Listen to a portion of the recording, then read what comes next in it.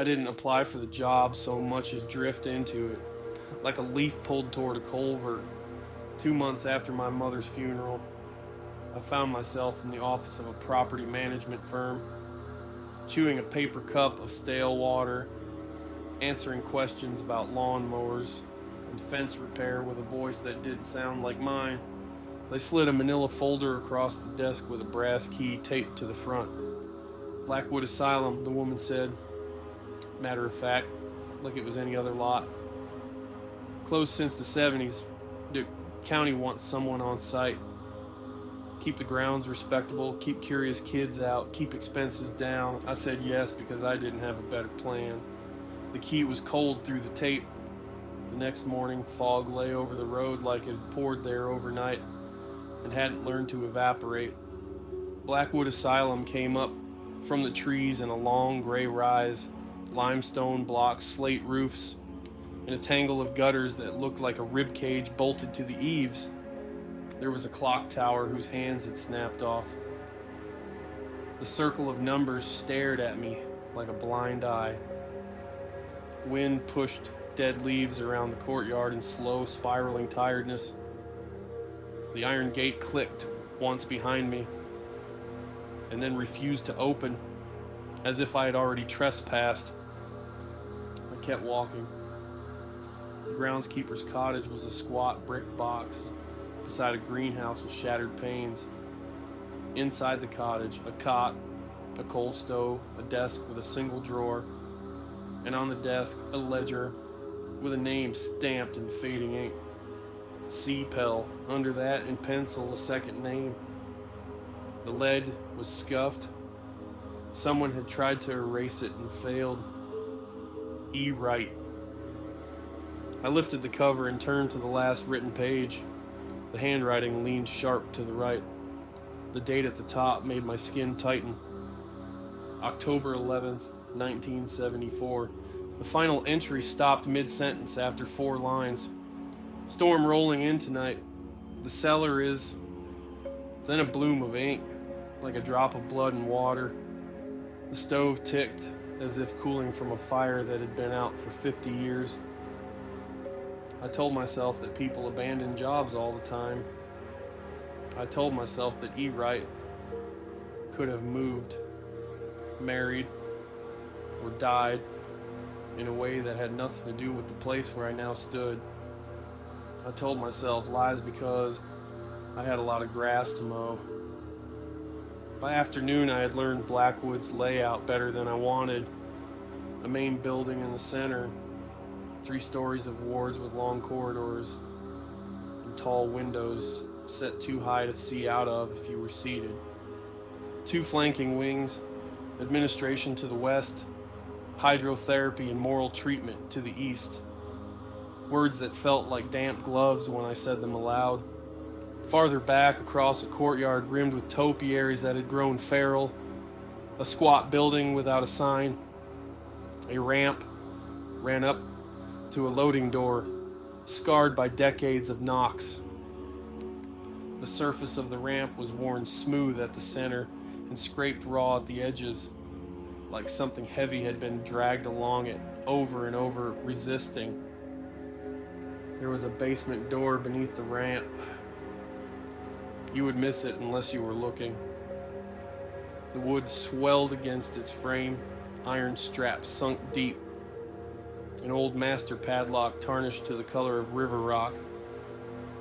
I put my hand on the lock, and the metal felt colder than it should have, as if it kept a different season behind it. Every building on the grounds had a personality, and that door's was a shut mouth. The first week I stayed busy and pretended I didn't feel watched. I trimmed hedges that had grown into clenched fists. I cleared gutters of wet nests and gray clots of hair.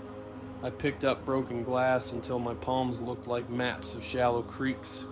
At night in the cottage, I listened to the building sigh, roofs shift, old wood talks, rust falls in slow interiors of walls. I knew these things. I said them like prayers. I slept with the ledger on the desk and the brass key on my chest. On the 9th day, I met the woman who brought me groceries. She arrived at the gate in a dented pickup, set 2 bags down, and kept her hands on the top of the steering wheel like she might need to leave fast. "You're new," she said, and stuck her jaw toward the buildings without looking directly at them. "You keep to daylight." "I plan to," I said. "Did you know the last groundskeeper?" Her mouth pushed inward like she'd bitten a stone. "I knew him enough to tell you not to go where he went." "Where's that?" "Down." She drove off before I could ask more. The fog she left behind hung low and didn't move. I told myself she was superstitious. I told myself people in small towns grew their own myths like tomatoes and sang them to sleep at night. I told myself I wasn't going to open that locked door under the ramp. 3 nights later, something knocked from below. It came close to midnight, when the stove glow had fallen to red and the glass pane rattled in the cottage door every time the wind changed its mind. 3 knocks, hard, patient, low. The sound traveled under the soil and up the footings, through the floorboards into my bones. I sat up on the cot and told myself it was a branch. Then it came again, 5 this time, spaced like measured breaths. I put on my boots and jacket and stepped outside with the lantern from the peg by the door. The grounds were black, not nighttime black, but old water black, the kind that swallows boats. The lantern made a soft circle around me and refused to let it get any bigger. I went to the ramp building, because of course I did. The padlock on the basement door had no longer the river rock look. It gleamed. A film of condensation beaded its surface and ran in thin lines down the rust. The iron brackets around the door sweated like living skin. Something on the other side breathed. I pressed my ear to the wood and heard the low, humid churn you hear in rooms where the windows have never been opened. Wet voices moved in it like eels. I should have turned away. I should have called the county.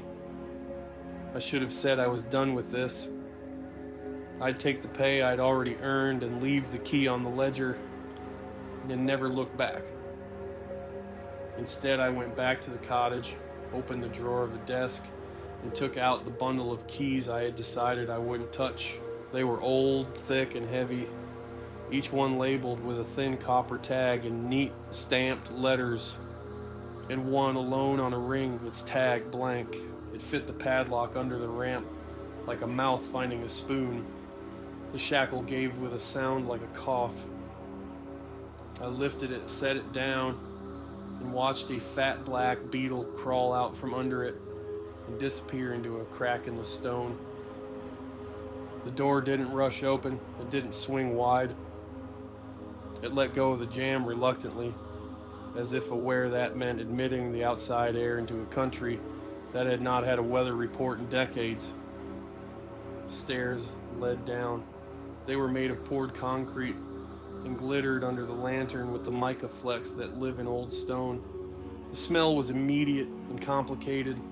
Cold earth, old hospitals, carbolic sap, linen rot, penny metal blood, something sweet that didn't belong. I went down because I couldn't not. A corridor stretched ahead, stone walls, arched ceiling, and pipes sweating along the crown like a spine. Niches punctured the walls at chest height, each with a sliding panel of hammered metal. The first panel was labeled with a brass slot and a card behind it. Harrow, L. Chief Physician. My breath fogged the air with a smoke that hung and did not disperse. I slid the panel back. Inside the niche, behind glass, something waited. It was a photograph, black and white, under thick lacquer. The finish crackled. A man with a pointed beard and soft white hands stood in front of a white-tiled room. A patient's face blurred behind him, not by the age of the photo, but because it had moved during the exposure. Beneath the photograph, clipped to a string, a library card of sorts. Resurrection therapy intake, January 13th, 1931.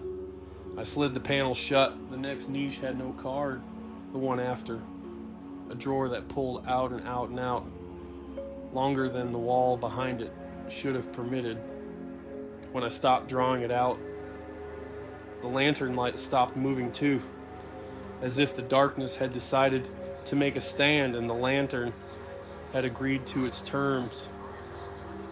On the felt-lined tray lay a row of objects: a dental gauge, a pair of shears with teeth like a shark's smile, a hammer with a flattened pull, and a silver funnel engraved with flowers. They had been polished recently. I put my fingers on the funnel's rim and it was warm. "Don't," someone said behind me, in a voice as soft as felt.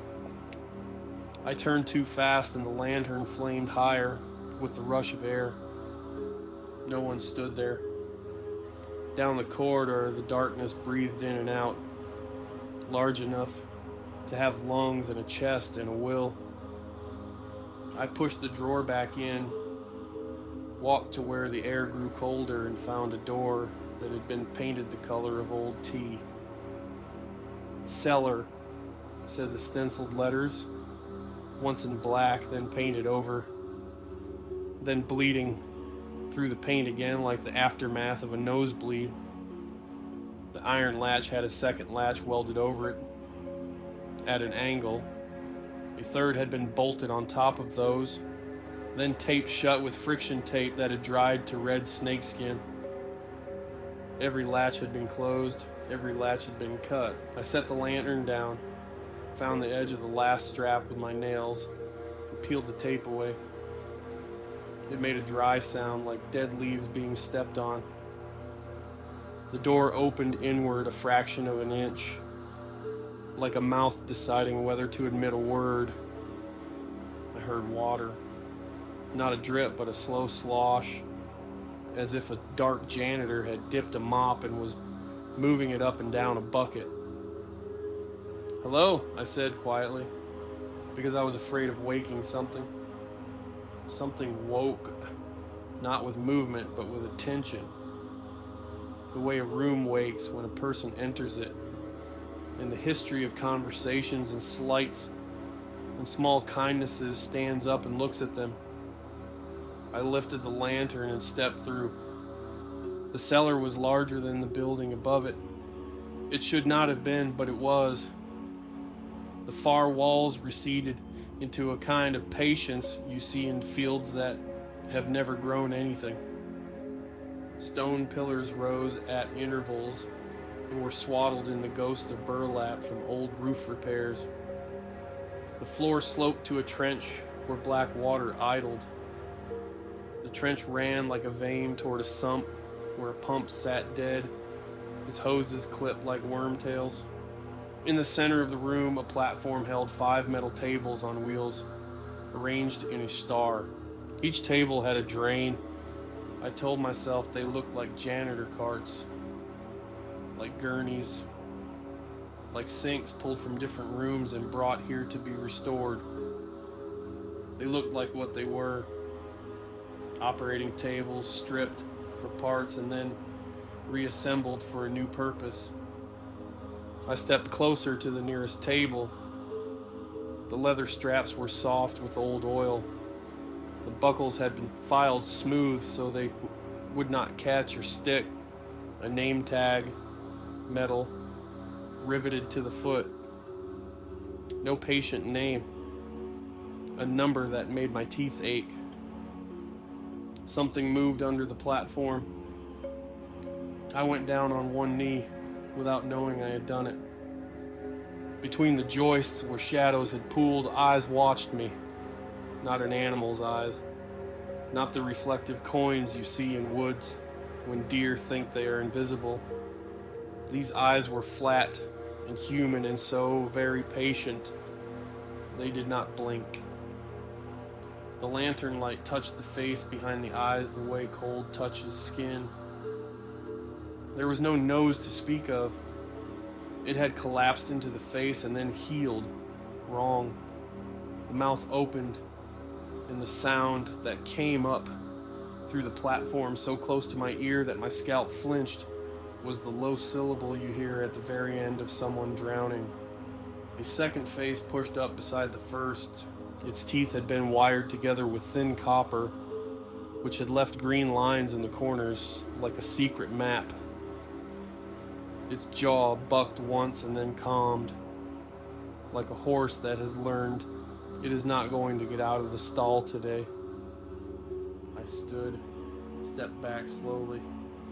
The cellar widened and widened until it was bigger than the lantern's understanding of it. Figures stirred where the pillars were thickest. Their movements were slow, hesitant, as if unused joints were rehearing the memory of their hinges. They came toward the light step by step, pulling themselves up the platform over the rim, under the lip of the tables, and finally into being at the edge of the circle where the lantern's authority ended. They wore remnants of uniforms, patient smocks, the occasional orderly jacket, one sleeve of a doctor's coat with the hand missing. Their skin had the faint blue of cold apples left in a cellar too long. Their hair came out in their hands as they moved it away from their faces. Some had had teeth pulled. Others had had teeth added, small and white, set in the cheeks where dimples should be. They were not fast. They were not beautiful. They were something worse. "Don't," I said, though I didn't know what I was telling them not to do. It came out of me like that word had already been said here 1,000 times, and all my mouth was doing was repeating the choreography. They stopped, or appeared to. Their bodies quieted. Their heads canted sideways with that awful slowness of birds that have learned to be almost human. They listened.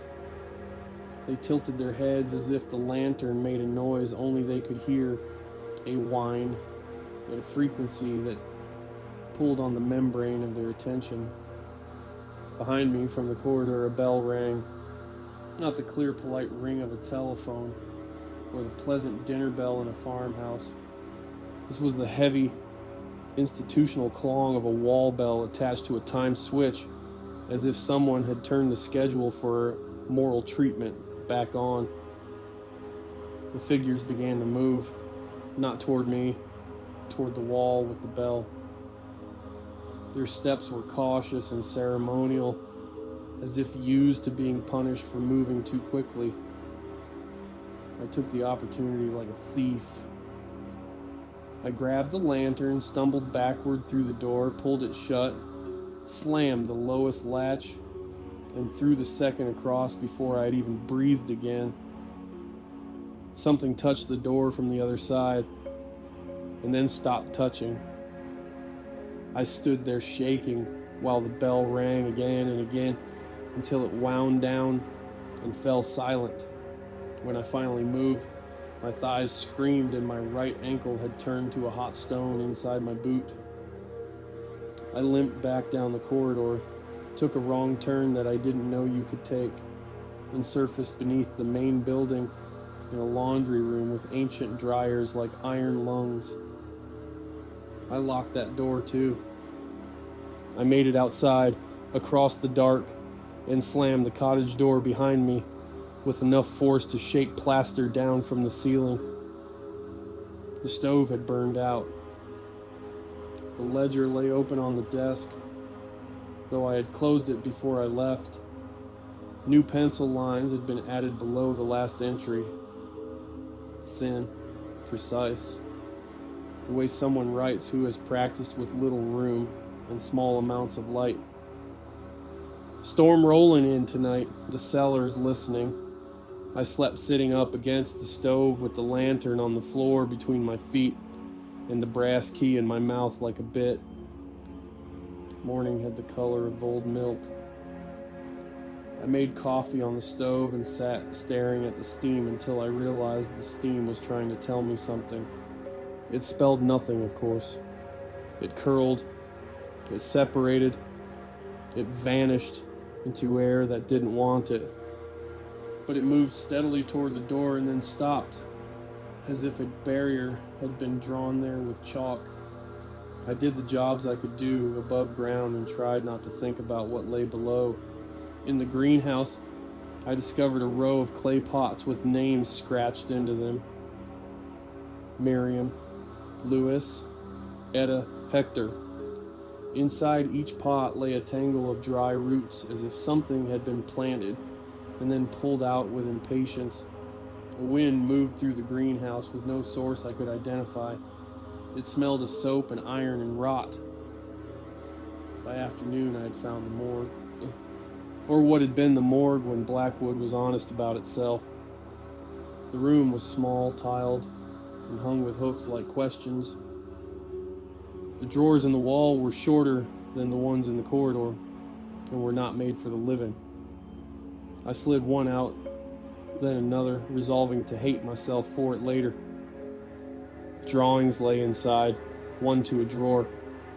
Childlike and precise, made with dull graphite and a black crayon. Each drawing showed the same scene. 5 tables on a platform, on a figure at the center in a white coat. His face left blank except for a careful dark mouth. Above the figures, scribbled in a children's careful effort at cursive, a caption. Dr. Harrow teaches the lungs to remember. I closed the drawers and leaned my forehead against the cold tile until the sweat cooled and the tile warmed. Then I opened the ledger again. There were pages I had not noticed before. They had been stuck together at the bottom with something amber that cracked when I pried the corners apart.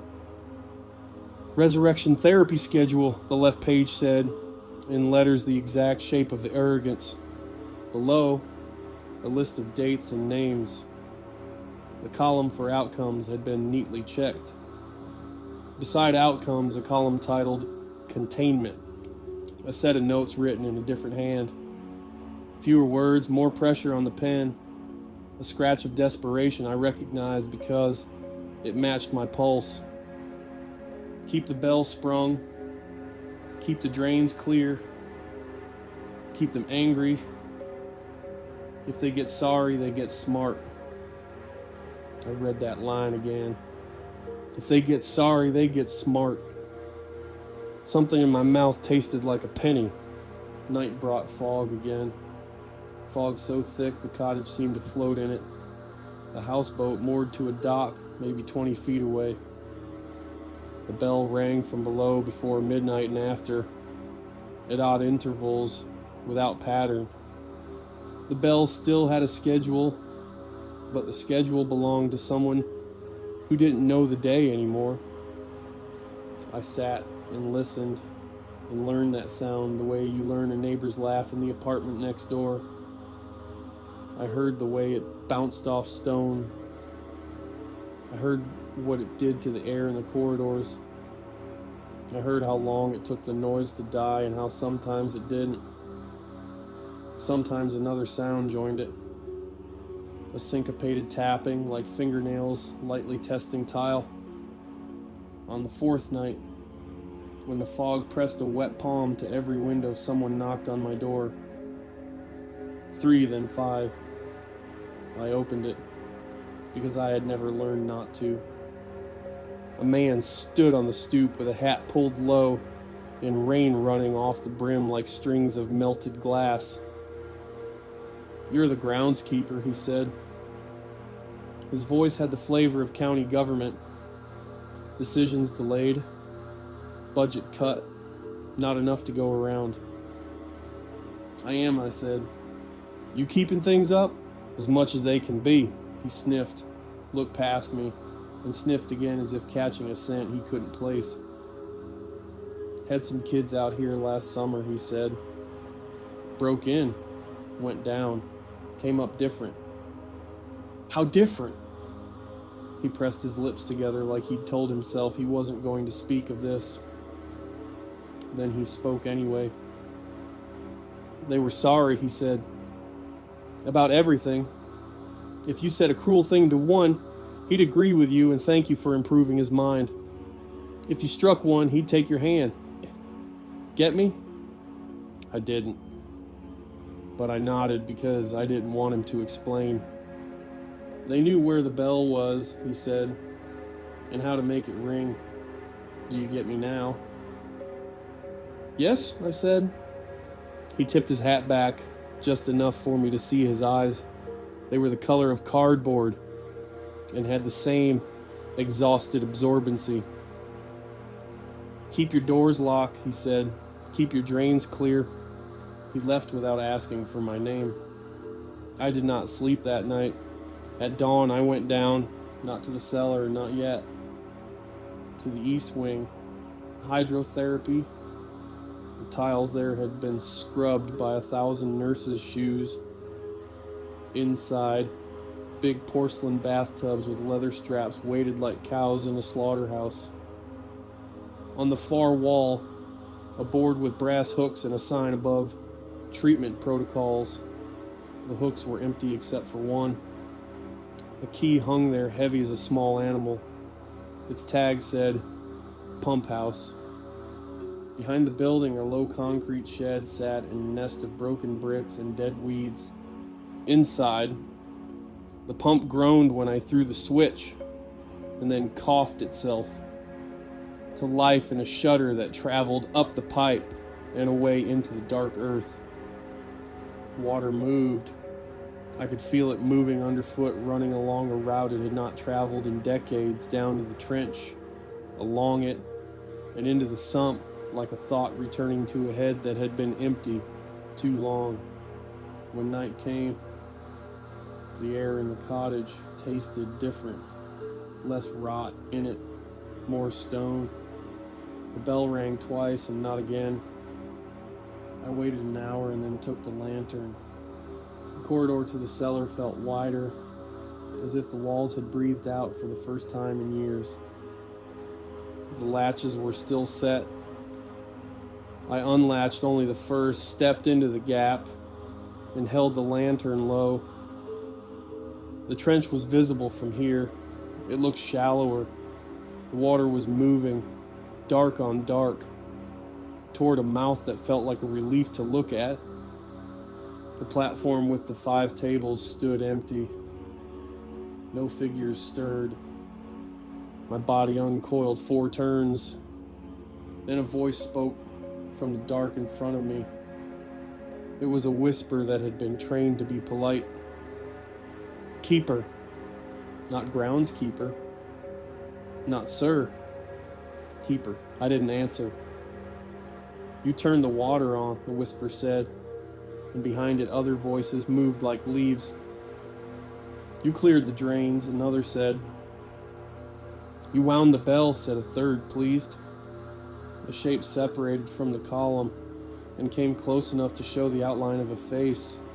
It had the wrong number of cheeks. The mouth smiled in 3 places. We want to learn, it said.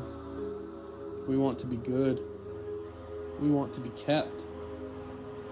A cold thought crawled across my scalp. If they get sorry, they get smart. We are grateful, the voices said together, and the choir of them bent like reeds. I closed the door, set the latch, set the second because my hands remembered how fast they had moved the first time. They did not try the door, they waited. That night the ledger pages turned by themselves. A new hand had written new rules in a fine cramped script across the bottom margin and into the glue of the binding. Keep the bell sprung. Keep the drains clear. Do not answer when they thank you. Gratitude is a hook. Remorse is a key. I slept in my boots. Days became measurable again. Morning, check the pump. Lunchtime, lock west doors, unlock east doors, then locked them again in a different order. Afternoon, oil hinges below so they do not shriek and give the cellar something to time its movements by. At night, rewind the bell. Hello routine, hello necessity dressed as peace. I learned the old building's weaknesses and taught it to forgive them. I stacked sandbags in places where the ground seeped. I replaced a section of iron grate above a culvert that had rusted through and then replaced the bolts holding it. When the first set came out, slick with black grease that my glove didn't want to let go of. I learned their names not from speaking to them, I didn't. From the clay pots and the clinic cards and the penciled notes in the margins of orderlies' schedules. Miriam Gray, who had refused to speak to anyone but the birds that gathered on her windowsill. Lewis Crane, whose mouth had learned to sing whatever song would make a blow land a little later. Etta Howell, who had stolen spoons because spoons had never told her no. They were not the monsters in the legends that had grown like vines around Blackwood. They had been made. Clay punched into new shapes and baked until it could only remember the oven.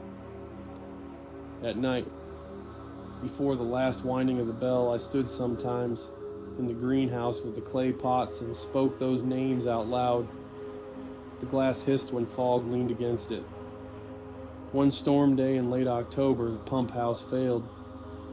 Lightning flared and the fuse blew and the trench below gurgled like a throat taking water too fast.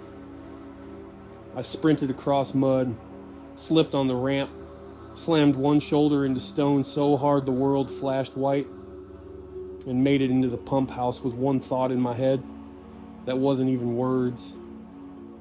If the water stops moving, something else will.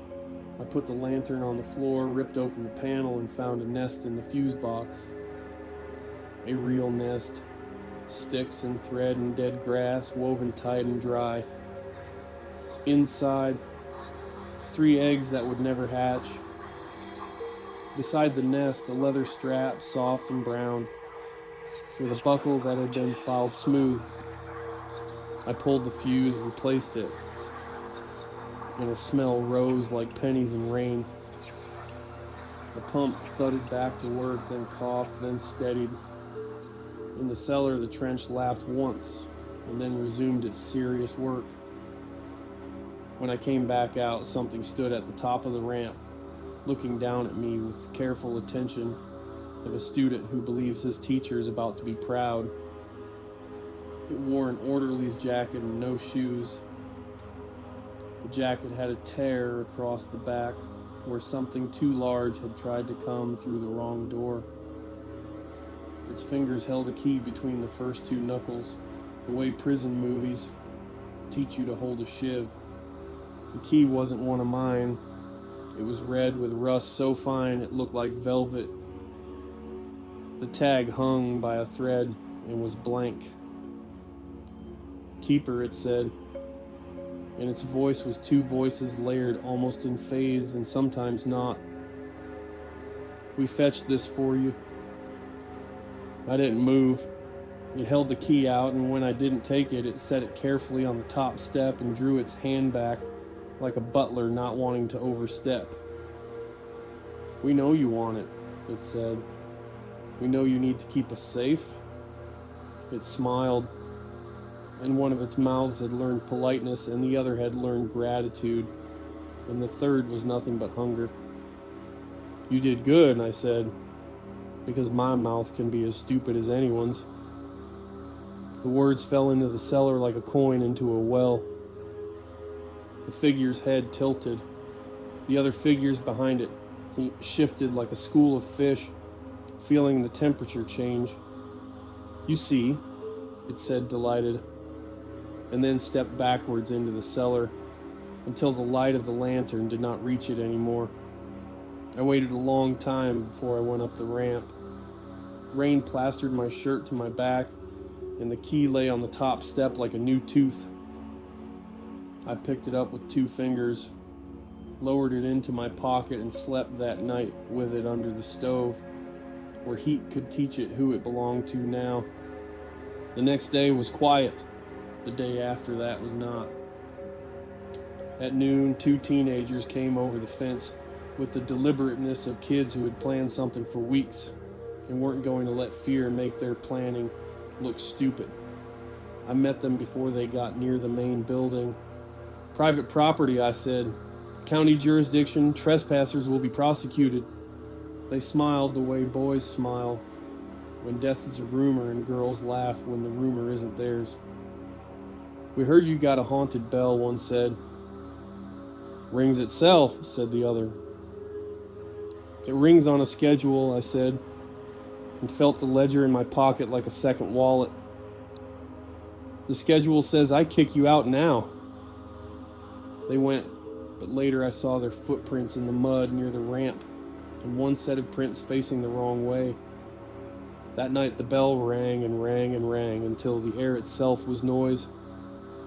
I went down with the lantern and both latches bolted. In the third set, with the red strap I'd taken from the pump house.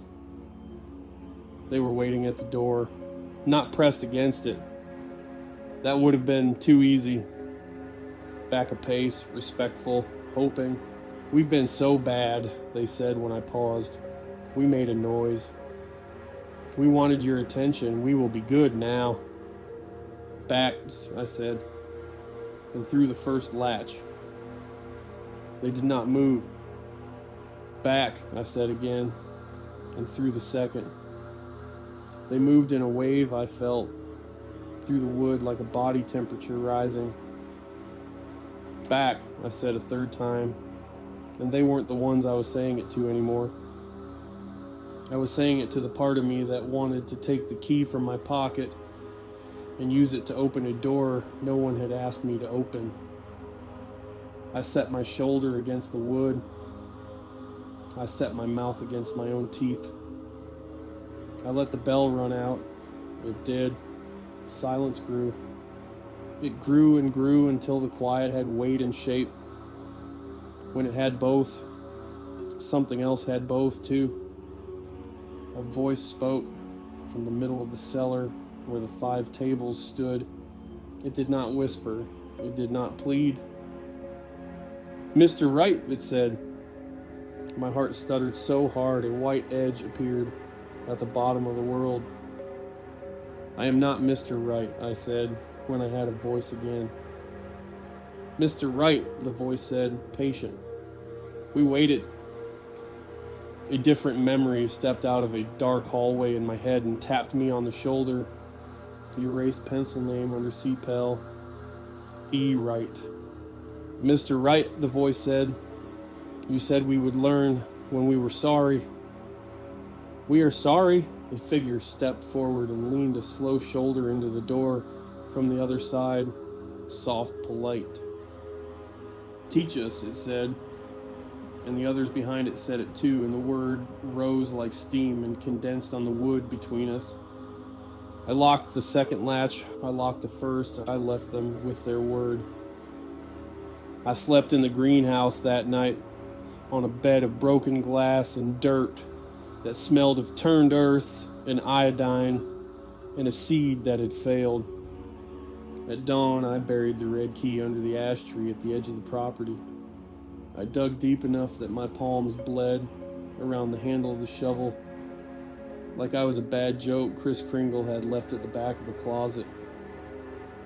I salted the hole with the contents of a can I found in the pump house marked sodium chloride in block letters and in smaller hand below, bread for things that starve on sweetness. I flooded the hole with water and watched the ground drink and then stop. The days that followed were dumb with chores. I tightened bolts I'd already tightened. I swept paths no one used. I broke a dozen dead branches off a linden and counted each crack like a prayer. Below, the bell kept time, and sometimes, just at the edge of hearing, another sound stitched itself to the canvas of silence and tried to hide there. Singing. No words I could make out, just air passing through a throat that had been taut by cruelty and remembered kindness without the kindness being true. I learned without meaning to the pace of their footsteps. I learned how many breaths live between their movements. I learned that when the bell fell silent at 4 a.m, there was a long held pause, and then 2-step, and then a knee touching stone as if someone were kneeling to be crowned. And then one night something changed. The cellar door was cold to the touch. It had been cold before, but this was the cold of a mirror, not of a stone. A cold that made your breath want to stay inside you. On the wood, faint, damp, 5 ovals. Not fingerprints, not even handprints. The perfect marks left by the soft pads at the ends of fingers that had been taught not to curl, that have been bound straight too long. Under my palm, the grain of the door felt different. Polished, greased, prepared. I went to the pump house and turned the pump off. I let the cellar listen to its own breath again. The trench filled. The water climbed the stone. The platform with the 5 tables in the far dark showed its feet to me in the lanterns trembling. I wound the bell and didn't let it go. I held it with my hand on the wheel and my weight against the lever and made it ring until my forearm burned and the air tasted like copper and the sound became solid in my mouth. Then I let it run out, and the quiet that followed it was honest. "Keeper," said the voice on the other side of the door, clean as a knife. "You wound the bell wrong." "I wound it the only way it should be," I said. "Keeper," it said again, and then it tried the handle with a small, polite rattle. I set my shoulder against it. I felt it lean back into my shoulder, the way a person leans into a hug when they've learned how to mimic love. "Mr. Wright was kinder," it said. I didn't answer. "Mr. Wright taught us to say thank you," it said. "He taught us that gratitude is a bridge. He gave us a word to cross the river." I pictured a man standing where I stood, his hands shaking on the latch, his heart a trapped thing in his ribs. I pictured him opening the door, not because he wanted to be loved, but because he wanted more than anything to stop being alone. "I am not Mr. Wright," I said. Silence fell with a soft sound, like a coat being laid across a chair. "Keeper," the voice said, and there was something new in it then. Not gratitude, not pleading, annoyance. The first bright ember of anger. That anger saved me. I stepped back from the door, set every latch, dragged a length of chain from the grocery woman's last delivery, God bless her, and wrapped it around the iron brackets until it sang. I went outside in a rain that was not rain, but the air itself admitting the things it had had to carry all day. I stood under the ash tree and listened to the shovel bite earth. I dug until I found the red key. I carried it to the ramp door and slid it into the padlock there, because the first lock matters most. I closed the ramp door, lock after lock, key after key, until the building had a jaw again. Then I walked the perimeter. Every grate got new bolts. Every window got bars, even if it already had them. Every hinge got a new pin hammered in, until shoulders and ears rang. I turned the pump on. I wound the bell. I sat in the cottage with the stove warming my shins and wrote a new line in the ledger. Containment is a promise, not to them, to us. I hadn't meant to stay. I had meant to be the guy who cuts grass and trims hedges and keeps vandals from turning old history into new Instagram captions. I had meant to cash a check and feel nothing. Now I make rounds at midnight with a lantern that knows the route better than I do. I keep a kitchen timer in my pocket, set to the length of time it takes the bell to wind down without my hand. When I hear footsteps under the corridors, I count them without thinking. When I hear singing, I don't listen for words. When the teenagers come to the fence, I send them away with a voice I didn't know I had. When the county man comes once a month to ask if the place is maintained, I say yes and no. Yes, the grass is cut. No, nothing here is safe. He nods like he understands, and I nod like I'm a man with a problem that can be funded. And then we both look at the slate roof and pretend we see the same thing. In the greenhouse, the pots sit in their row. One morning, not long ago, a sprout tipped out of the soil in the pot that says Miriam. A thin, pale spear of green. It trembled in a way plants do when the air is moving a single hair's breadth and nothing else knows. I did not know whether to pull it or feed it. I did neither. I opened the pump. I wound the bell. I walked the perimeter and checked every lock. I drilled into the anchors and set screws that will rust harder than they were forged. At dusk, I stood on the ramp and listened to the world breathe with mine. Down below, something moved slowly around the platform. Something else kneeled. Someone whispered Mr. Wright in a voice that had learned to make music from bones. I am the groundskeeper. I keep the grass reasonable, and the hedges trimmed and the drains clear. I keep a schedule of oiling hinges and inventorying tools, and replacing bolts that had no reason to fail and did anyway. Mostly I keep the door closed. A storm is rolling in tonight. The ash tree's leaves are turned backside out and the sky's belly is full of iron. The pump is steady. The bell is wound. The trench is moving like always. Patient and dark. They will test the locks. They will say my name.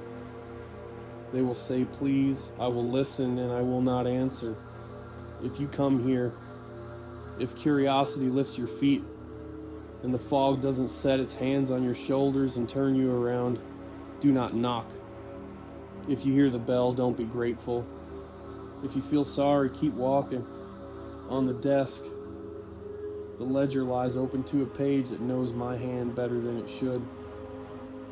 I write one last line for tonight before the storm takes the power, and I have to use matches to tell myself I'm not alone. Containment holds, I write. I remain. And below that, smaller for me, and whatever reads it later with a careful mouth, I add, they are not dead. They are not alive. They are waiting. And I am here to make sure that nothing which waits in this place ever learns to be anything else.